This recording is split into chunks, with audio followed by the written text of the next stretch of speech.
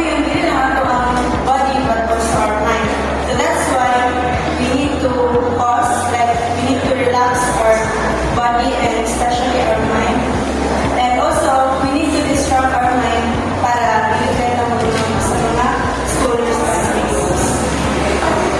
After mas preto atong milo, mas preto sa pagka mo work, like pili kayo ng stress. Importante kaayo na mag-posa sa mga schoolworks, kaya sa akong mind, at body. After that, pili to fight sa nagano. To reduce school stress, we can do physical activities like studying, walking, dancing, and playing sport. So if ginawa natin yung mga physical activities na na-improve sa iyong mind o sa iyong body. If kung mag-iyong yun ang atong lawas, like mag-exercise ka, manuntan na ginato ang mga school stress. Like, hindi ta puro magunaw na sa atong mga stress, school stress, especially atong mind and body, and must improve ang atong mood.